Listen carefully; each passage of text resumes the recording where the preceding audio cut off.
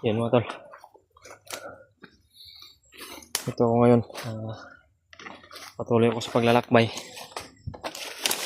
At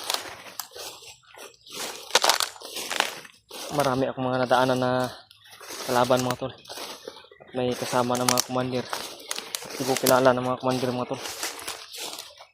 At naramdaman ko po yung mga aura nila. Mas malapitan ako sa kanila. Grabe. Sobrang lakas po ng aura nila. Kaya sa kakatakbo ko, yung bag ko ay naiwan ko na doon sa tinataguan ko. Kasi nung nagtago ako doon, doon ako last na kumain sa aking dala na pagkain, yung baon ko na pagkain. At okay lang na naiwan ko yung bag ko mga tol, kasi sira din naman yun. At wala na ring laman, wala na ring pagkain na binadget ko. Talagang ubos na talaga. At sa kakaikot ko dito, sa kakalakbay ko, yung gubat dito, yung area na ito, ay wala akong makita na pagkain mga tol, na bunga ng mga laman gubat ba, ng mga prutas-prutas ba, kahit papaya o saging, wala akong nakita mga tol. So huwag muna tayong problema dyan ngayon, kasi yung problema ko ngayon, ilang araw na akong naglalakbay at hindi ko pa rin nakita yung mga kasamahan ko. Wala pa rin ako nakontak ng mga kasamahan ko. Kaya yan yung talaga yung problema ko ngayon. Iwan ko kung ano na yung gagawin ko. Hindi ko na alam kung saan ako patungo. Sobrang layo talaga yung narating ko mga tol. At wala man lang akong bakas na nakita. Wala na akong bakas nga nakita. Siguro naligaw na siguro ako ano yung hinahinatnan ko ngayon. Pero may mga nakita ko mga tol, mga kalaban, sobrang dami. Kaso umiwas lang ako at kasi may kasama silang commander. Hindi ko kilala sino yung mga commander na yun. Iwan ko kung nasa location ko pa ba ako ng mga kasamahan ko o naligaw na ako mga tol. Kasi napakasukal itong napasok ko na area. Bakas ay wala akong nakita ng mga bakas na dito mga tol.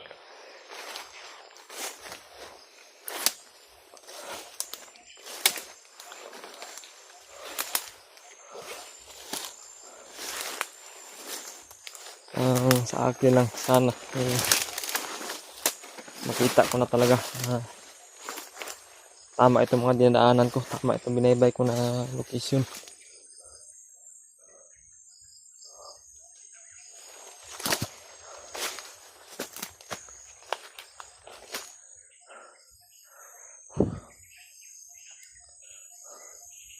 At sa mga nag-abot ng mensahe, mag-abot ng mga mensahe sa akin, yung iba ay nababasa ko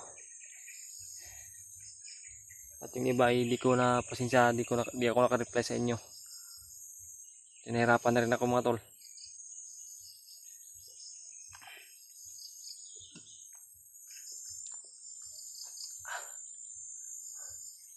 Parang umatake yung ulcer ko ba, parang babalik yung ulcer ko.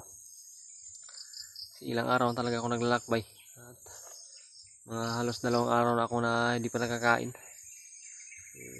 Hanap talaga ako ng pwede ko makain dito, kaso wala talaga ako makita.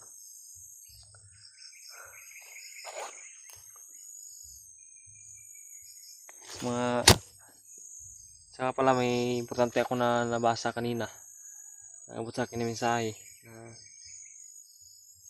Si Bradre ay tinakas daw ng tauhan ni Butakal. Tinulungan siya ng isang bandido. Tumakas siya. Dala-dala yung cellphone ni Badbads. Pero yung problema talaga, itong location ko ay parang malayo sa kanila. Parang naligaw talaga ako sa kanila. Naligaw ako sa location. Hindi ko na alam kung saan location ito. Hindi ko alam kung ano yung mga masalubong ko dito, kung ano yung problema na sasalubungin ko dito banda.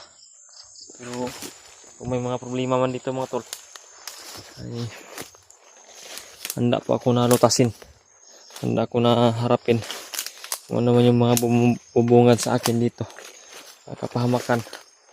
Ang sa akin lang ay yung pag-iingat ay talagang titiplihin ko. Ano, grabe, masyadong tahimik talaga dito, sobrang tahimik.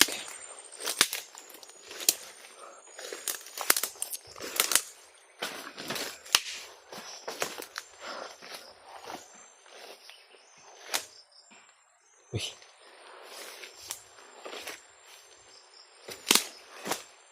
parang uulan mga tol.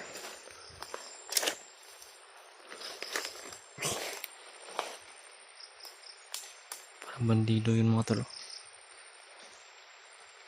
Ganito talaga mga tol, pag medyo tahimik yung area ay talagang may kapahamak ka na nandito.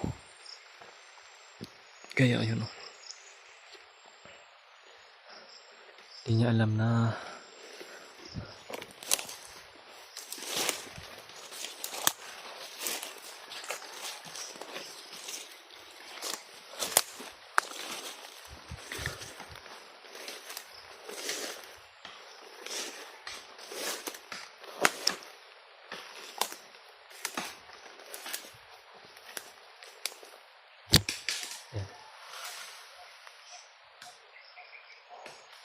parang namumuto lang kap na puno. Namumuto ng puno ba?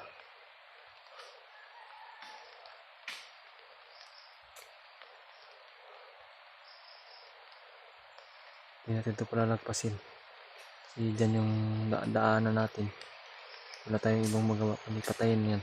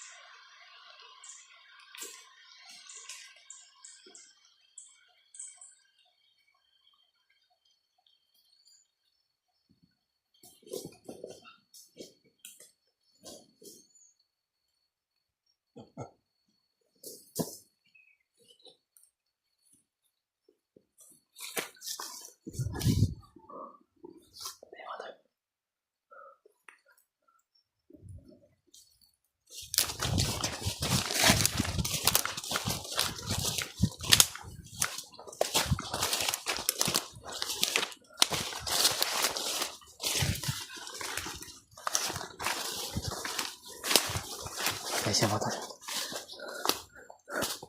buti wala kasamahan. Wala siyang kasama na nandito. Uhuli natin lang baka marami pa sa unahan dito yung mga kasama niya. Baka yung mga kasama niya ay nandoon sa unahan. Sa tingin ko, nangunguha ito ng puno. Siguro nagawa ito ng mga kamba. Nagawa ng kubo. Dahil sa masama yung panahon, no? Siguro may bagyo mga to. Hindi ko rin natingnan sa cellphone kung anong araw ngayon.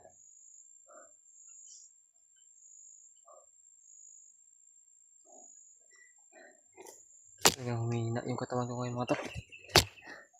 Kasi ilang araw talaga ako na hindi nakakain.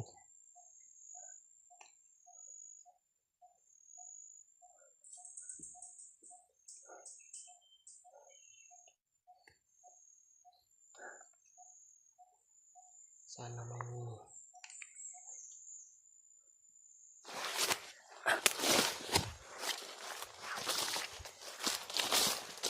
makita ko na puno ng papaya.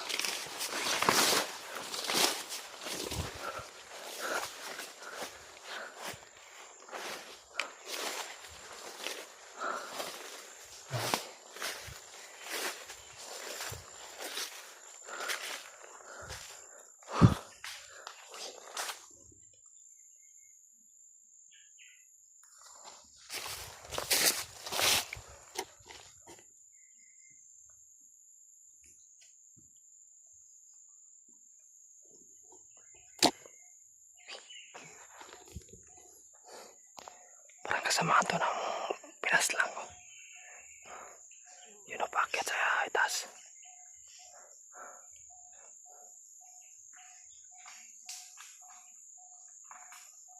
Packet sa itaas. Di siguro niya nakita yung kasama niya na bumulagta na doon.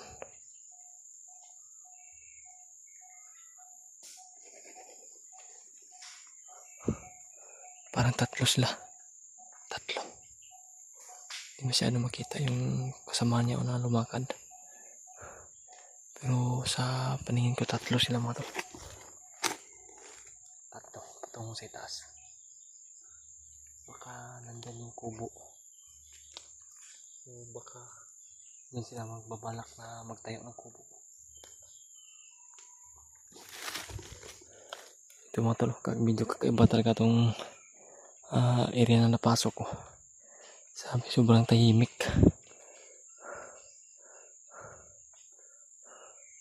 Sobrang tahimik ba?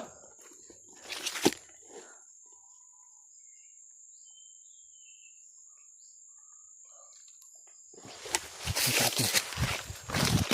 Ikatin ito.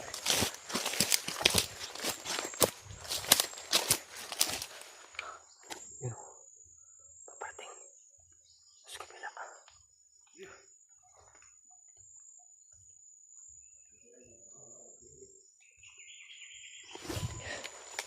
Nandyan.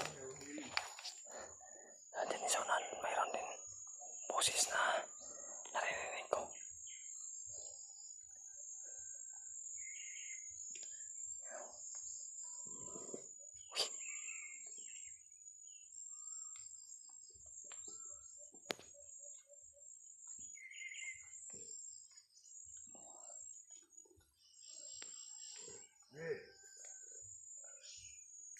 Parang may dala sa ako.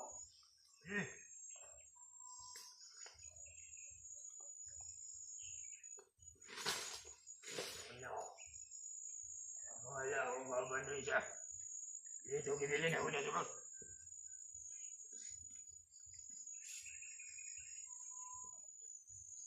Yes.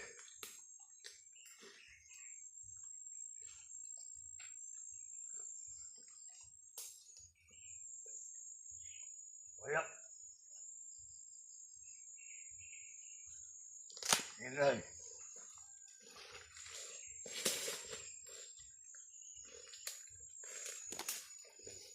Eh!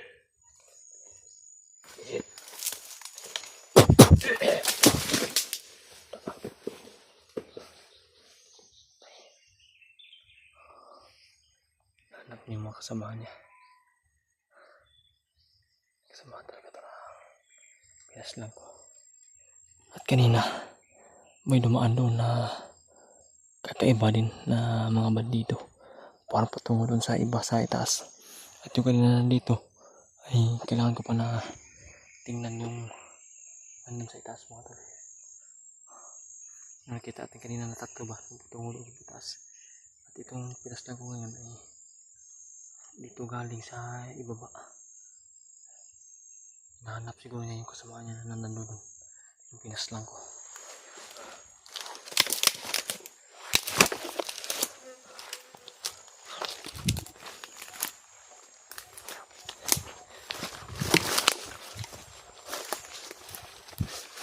Ito yung dala niya mga tol. Parang silupin.